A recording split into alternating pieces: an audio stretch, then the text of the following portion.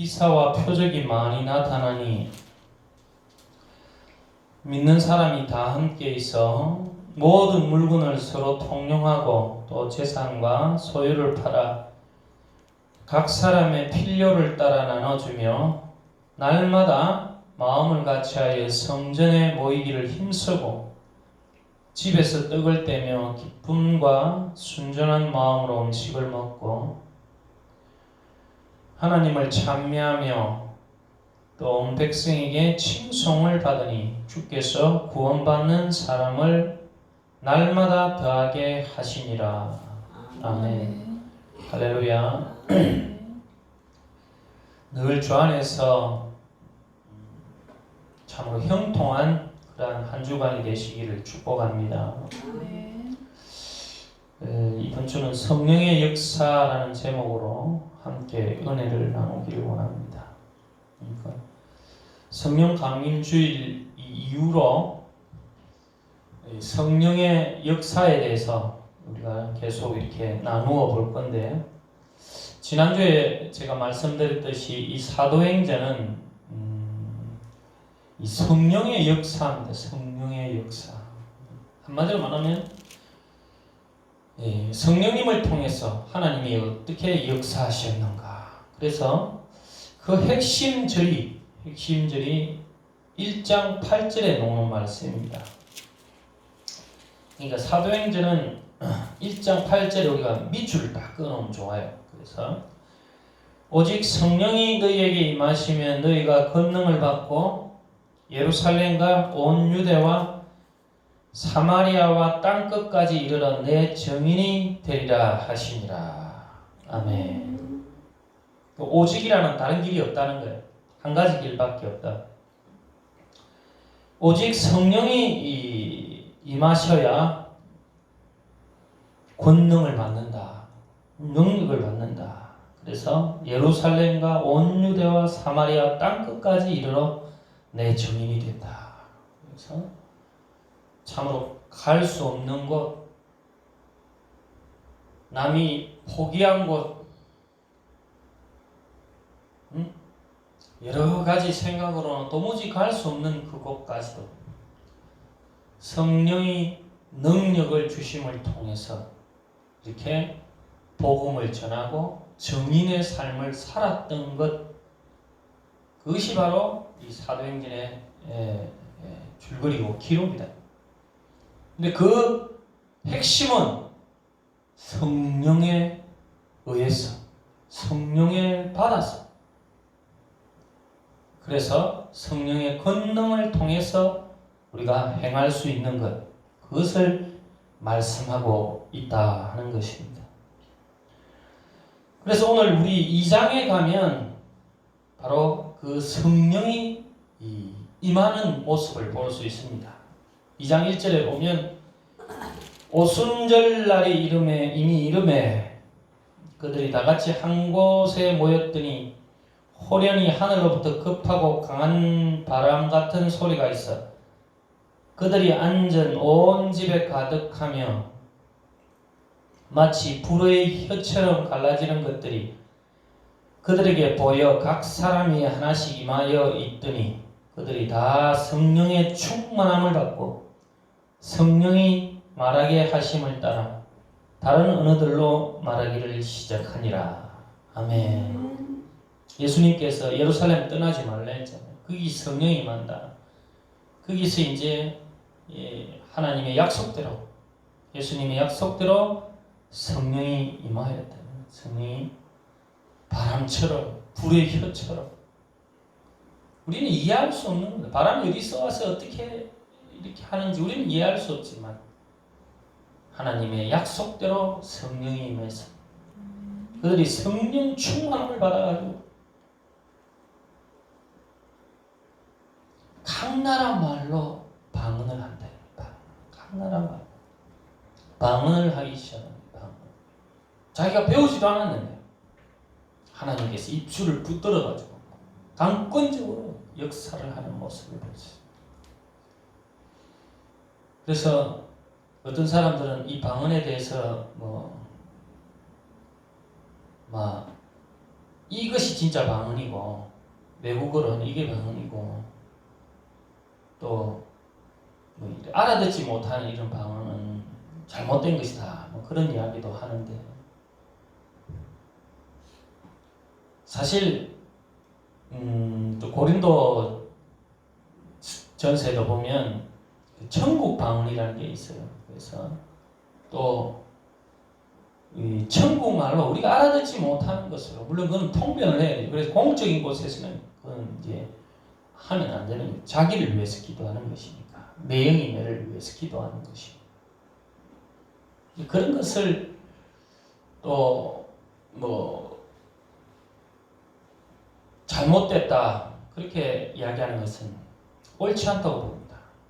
물론 귀신 방언도 있어요. 그거는 뭐 기웃고 막 불안을 조성하고 이런 귀신 방언도 있긴 있지만 그러나 평안을 주고 자기가 자기를 알 수 없는데 이 방언을 하고 나면 내 안에서 내면에서부터 위로도 받고 하는 그렇고 평안을 주어주고 진리로 이끌어가는 것들 이것은요 하나님의 은혜요 은사인 겁니다. 어쨌든 여기서 받은 방언은 지금 이 오순절 기간에 많은 사람들이 디아스포라라 해서 유대인들이 많이 흩어져 있는 사람이 다른 지방에 있던 사람들이 이곳에 모였는데 그 사람들의 방언을 하고 있다. 그 사람 나라의 방언을 하고 예를 들어서 로마에 태어난 사람은 로마 말을 하잖아요. 근데 그 로마 말을 이 사람들이 그리스 말을 하고 이 사람들이 막 하는 거예요. 그래서 이 사람들이 이랍니다. 7절에 보면 다 놀라 신기하게 여기에 이르되 보라 이 말하는 사람들이 다 갈릴리 사람 아니냐. 이 사람들은 다 갈릴리 사람인데 우리 각 사람이 난 곳 방언으로 듣게 되는 것이 어찌 됨이냐. 우리는 바데인가 메데인가 엘람인가 뭐 이렇게 막 계속 나가는데 우리나라 말로 우리가 태어난 곳에 있는 말로 하니까 이건 놀라운 일이 아니냐. 야 이게 바로 표적이 일어나는 성령의 역사가 나타나는 겁니다. 현상으로.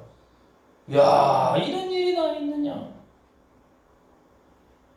그러니까 이 사람들이 뭐라 하는가 하면 12절에 보면 다 놀라며 당황하여 서로 이르되 이 어찌 된 일이냐 하며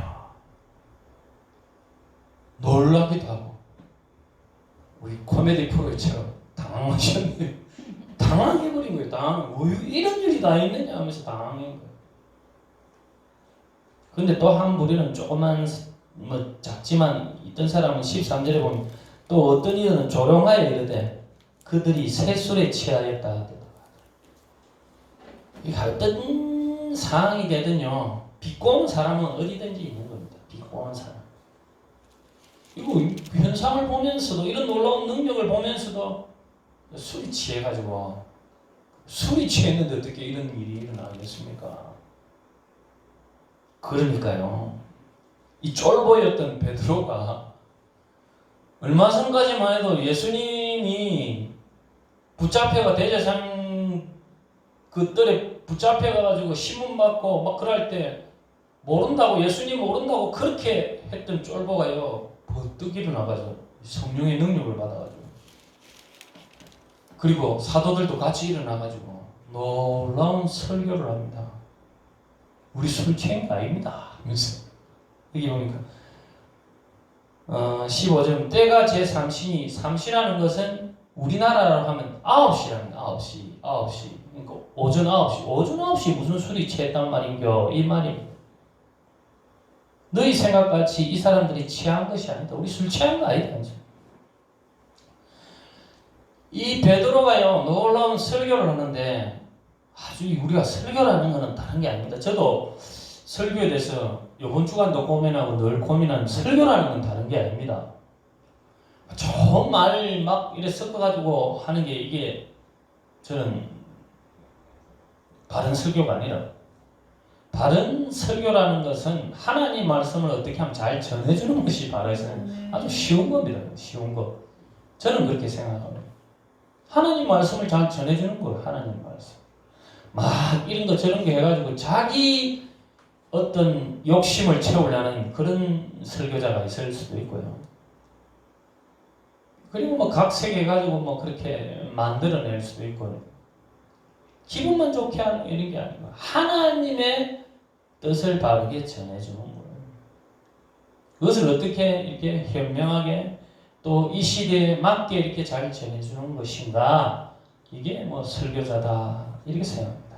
저는 아주 부족하지만 그래서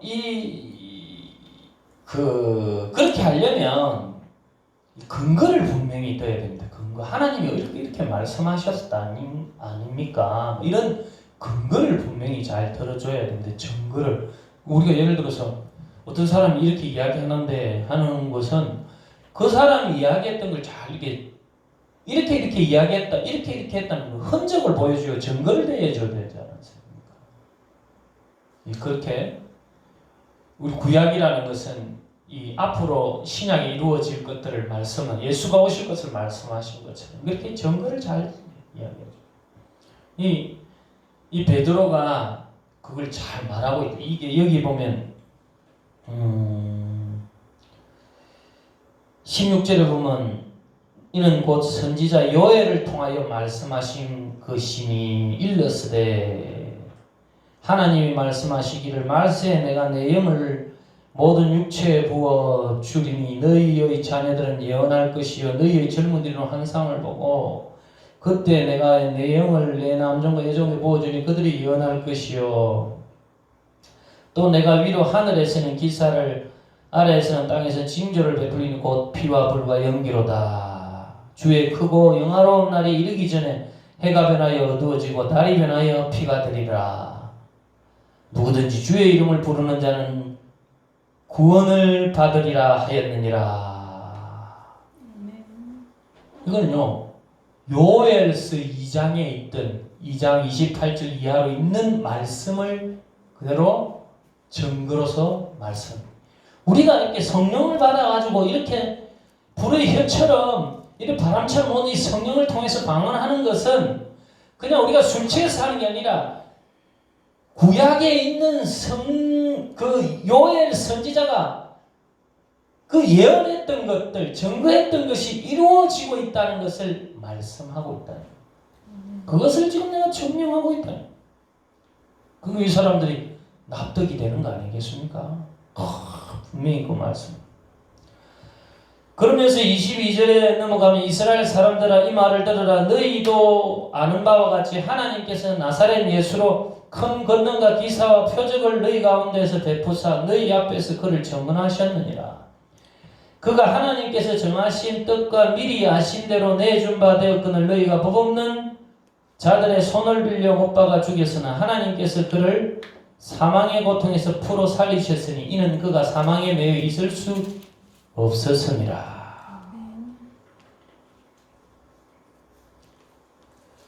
그래서 당시 이 사람들은 이 주님이 오시는 날이 마지막으로 생각한 거예요. 그래서 베드로가 주님께서 나타나셔서 그 이제 요엘이 말하는 그런 예언대로 그런 놀라운 능력을 행하고 그렇게 했으나 그러나 아직까지 끝은 아니다 이거죠. 그래서 하나님께서 정하신 뜻에 따라서 그들이 그렇게 하나님께서 보내주신 그 예수를 도리어 못 박아버린 거예요. 죽여버린 거예요. 그러니까 그것이 또 끝이 아니에요. 하나님께서 그 절망, 그 사망의 고통에서 풀어내셔서 다시 살리셨대요. 다시 살리셨대요. 하나님께서 그 절망에서 또 다시 살리셨다. 여기서 핵심 절을 보면 24절에 보면 하나님께서 그를 사망의 고통에서 풀어 살리셨으니 이는 그가 사망에 매여 있을 수 없었음이라. 그러니까 저희들을 구원해 주려고 오셨으나 저들은 불의에 가득 차 있고 정의롭지 못해서 그 예수를 불법자들한테 내어줘서 십자가에 못 박게. 오늘도요, 우리는 우리 마음이 항상 하나님 앞에서 겸손하고 때 묻은 마음을 고쳐주고 정결한 마음을 달라고 해요. 그렇지 않으면요, 성령님께서 오늘도 우리에게 구원의 마음, 은혜의 마음 주시고자 바른 마음을 주시는데 자꾸만 때 묻은 것이 그것을 핍박하고 바르게 우리가 따르지 못하는 거예요. 자꾸만 알면서도 그렇게 하는 거예요. 이들도요, 당시 하나님의 뜻에 따라 살지 않고 정의롭게 살지 않다 보니까요, 진리가 와서 바른 말 하니까 도리어 거슬린 거예요. 거슬린 거예요. 도리어 그를 십자가에 못 박아요. 그러나 중요한 것은 하나님이 진리시지 않습니다. 절대 불의에 줄 수 없는 것, 사망에 멈출 수 없는 것. 우리가 아무리요 생명을 막으려고 해보십시오. 아무리 정의를 막으려 해보십시오. 정의는 꺾이는 게 아니에요. 생명은 그 아스팔트에서도 이 생명이 피어나는, 막을 수 없는 거예요. 하나님은 어떤 불의 속에서도 생명으로 역사하고 소망으로 역사하시는 분임을 믿으시길 바랍니다. 아멘. 그리고 그것을 다윗을 통해서 또 이 10편, 16편에 있는 내용인데 다윗을 통해서 예언했다. 지금 죽었던 그 다윗이 옛날에 그 다윗이 이것을 보았다. 그래서 다윗이 시편 16편에 고백한 걸 그대로 이야기합니다. 27절에 보면 이는 내 영혼을 음부에 버리지 아니하시며 주의 거룩한 자로 썩음을 당하지 않게 하시고 주께서 생명의 길을 내게 보이셨으니 주 앞에서 내게 기쁨이 충만하게 하시리로다 하였으므로 형제들아 내가 내 조상 다윗에 대해 담대히 말할 수 있노니 다윗이 죽어 장사되어 그 묘가 오늘까지 우리 중에 있도다. 그는 선지자라 하나님이 이미 맹세한 사 그 자손 중에서 한 사람을 구해 함께 하심 보고 미리 본 거로 그리스도의 부활을 말하되 그가 음부의 버림이 되지 않고 그의 육신이 썩음을 당하지 아니하시니 이 예수를 하나님이 살리신지라. 다 일의 정인이로다. 아멘. 그러니까 다윗이요 아직 예수 오기 전에 그 다윗이 예수가 오시고 그가 절대 이 사망의 음부의 권세에 눌리지 않고 다시 일어날 것이다. 그래서 35절에 보면 내가 내 원수로 내 발등상이 되기까지 너는 내 우편에 앉아 있으리라 하셨도다 하였으니 그런즉 이스라엘 온 집은 확실히 알지니 너희가 십자가에 못 박은 이 예수를 하나님이 주와 그리스도가 되게 하셨느니라 하니라. 아멘. 좀 시간 관계상 이렇게 뜸뜸이했는데 이게 무슨 말인가 하면 부활을 증거하는데 이 부활이 그냥 이루어지신 게 아니라 다윗에게도 보이셨고 요엘을 통해서도 약속하셨고 그래서 예수 그리스도가 우리의 주가 되셔서 그를 통해서 그가 또 성천하시고 우리에게 새 영이 임했다. 이것이 모두 하나님의 뜻에 의했고 구약의 약속대로 이루어진 증거다. 근데 핵심은 너희들이 그 예수를 죽였다는 겁니다. 너희들이 그 예수를 죽였다.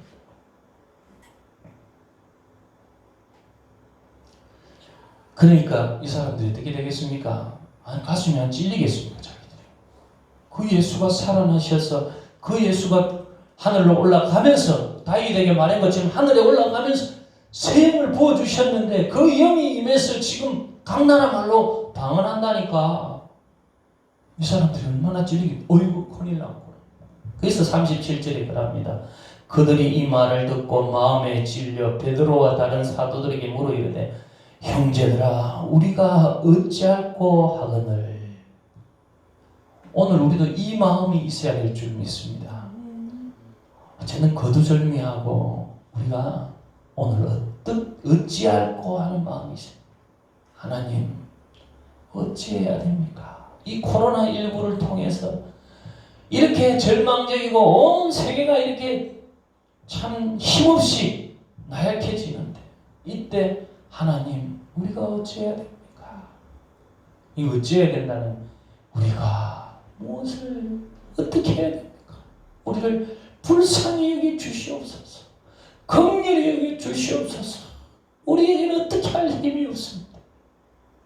우리가 너무 많은 그런 하나님에 대한 이 범죄와 허물이 많습니다. 통해 자복하는 마음이 있어야 될 줄 믿습니다. 아멘. 그리고 그렇게 기도하면 하나님이 위로하시고 은혜를 주실 줄 믿습니다. 아멘. 그러자 베드로가 이렇게 이야기합니다. 핵심절로 베드로가 이렇게 합니다. 38절. 베드로가 이르되 너희가 회개하여 각각 예수 그리스도의 이름으로 세례를 받고 제사함을 받으라. 그리하면 성령의 선물을 받으리니 아멘. 이 약속은 너희와 너희 자녀와 모든 먼데 사람 곧 주 하나님이 얼마든지 부르시는 자들에게 하신 것이라 하고 아멘. 또 여러 말로 확정하며 권하여 이르되 너희가 이 패역한 세례에서 구원을 받으라 하니 아멘. 하나님의 목적은 구원을 베풀기 바랍니다. 아멘.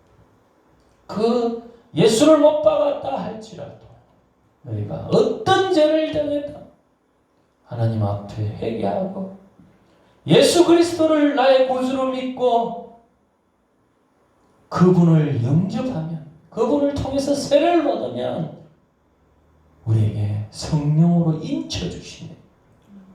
성령으로 내 안에 인쳐주시네.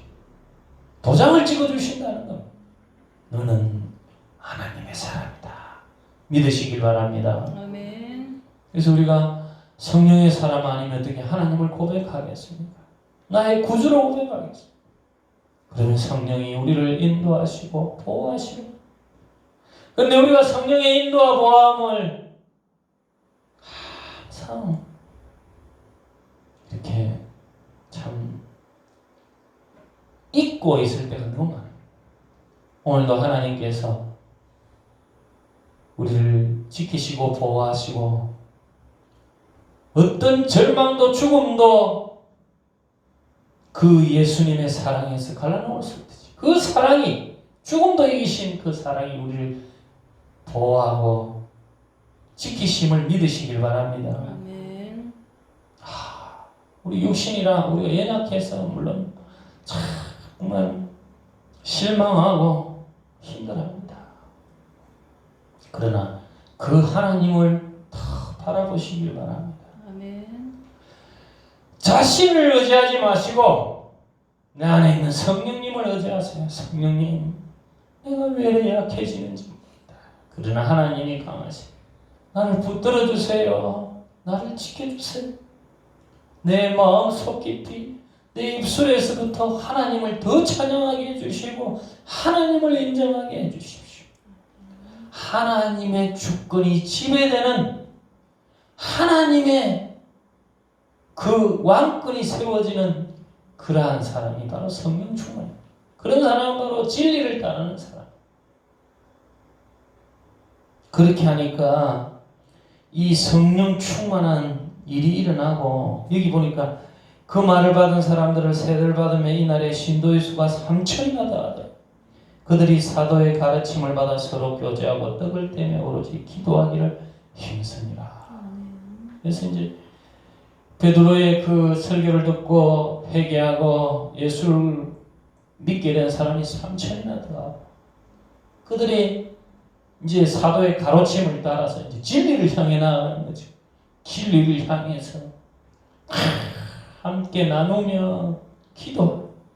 오늘 우리가 읽었던 이 43절 이후로 이 초대교회의 역사가 바로 그 성령의 충만한 사람들의 교제와 나눔과 또 그 사람들이 모여서 함께 하나님을 찬양하는 모습을 그려놓습니다. 물론 오늘날에는요 이런 역사가 보이진 않아요. 이 초도교회 역사 좀 공동생활을 한다든지 모든 재산을 내놓고 막 이러지는 않습니다. 물론 이런 걸 이용해가 이단들이 막 이렇게 하는 것도 있습니다. 저 박태선이라든지 이런 사람 막 재산을 내어놓고. 그러나 여기에 있는 이 생활을 우리가 온전히 하라는 게 아니고요. 이 정신을 우리가 본받아야 된다. 성령이 충만하면 내 중심이 아니라 하나님이 주권이 세워져서 당시 여러 가지 이 로마의 지배 속에서 힘들어하고 연약하고 어려운 사람들과 함께 나누며 그 속에서 하나님의 뜻을 바라보며 주의 날을 기다리며 크게 기도한 것처럼 그리고 모이기 힘쓴 것처럼 오늘날에도 우리가 이런 코로나19 속에서 물론 뭐 여기에 있는 말씀대로 같이 모여서 일하는 게 아니라 그래서 지금 우에서 어떤 개척교회에서 뭐 이렇게 질병이 이거는 좀 조금 우리가 기독교에서 반성해야 될 일이에요. 현실 속에서 우리가 어떻게 모여야 되는 것인가, 어떻게 떡을 떼야 될 것인가, 어떻게 그래서 여기 보면 47절에 뭐 하나님을 찬미하며 온 백성에게 칭송을 받으니 주께서 구원받는 사람을 날마다 더하게 하십니다. 오늘 시대에 그 진리를 어떻게 적용할 것인가 냉철한 이성으로도 생각하고 성령님을 통해서 지혜를 얻어서 온라인을 통해서 또 모이더라도 서로 이 질병이 전염되지 않도록 이 시대에 이런 상황 속에서 이 사회의 모범을 보여주고 또 힘들고 어려운 그런 상황들을 서로 나누며 하나님의 뜻을 행하는 그 신앙생활을 우리가 행해야 된다는 것을 말씀하고 있다. 특별히 여기 나눔이 많은 또 이방에 있는 사람들에게 그리고 그 당시 고달파하고 있는 사람들에게 많은 그런 위로가 되고 또 그 사람들이 예수님께 돌아오는데 많은 그런 기여를 했다. 그래서 오늘 우리에게 있어서도 항상 중요한 것은요. 내 중심적인 신앙생활을 하는 하나님 내 마음이 좁혀지고 있습니다. 내 마음 안에 그리스도의 영에 성령의 지배를 받고 성령이 이끌으시는 대로 그렇게 지혜를 주셔서 이런 어려운 시국에 우리가 어떻게 우리도 작은 교회지만요 참 고백하자면 우리가 이렇게 조금씩 이렇게 얼마 안 되지만 나누니까요. 그러니까 사실 하나님께서 더 좋은 것으로 그렇게 또 베풀어 주시고 또 하나님께서 은혜를 주시더라. 그래서 하나님께서는 구약시대 제사도 똑같아요. 나누고 화목제는 또 나누고 또 하나님의 뜻을 따르고 가장 중요한 하나님의 뜻을 따르고 그렇게 나아갈 때 성령이 기뻐하시고 우리에게 귀한 하나님의 그 은총이 은혜가 이 위기 속에서도 머물러 있을 줄 믿습니다. 그래서 우리에게 있어서 깊이 생각하고 이 어려운 시국에 독선적이지 않고 함께 서로 사랑하며 하나님의 뜻을 이루어가는 귀한 그런 성장할 수 있는 교회 그리고 성숙해 있는 교회의 모습을 보여줄 수 있도록 그렇게 나아가기를 축복합니다. 아멘. 살아계신 하나님 오늘도 우리에게 은혜를 주심을 감사합니다. 성령의 역사로 말미암아 초대교회의 이 부흥과 이 나눔의 역사가 오늘도 우리의 이 상황에서 어떻게 이어져야 될지 우리가 생각하며 주님 내 것을 내 것으로 생각하지 말고 주님 중심으로 나아가 하나님의 뜻을 이루어갈 수 있도록 축복하여 주시옵소서. 예수님 이름으로 감사하며 기도하옵나이다. 아멘.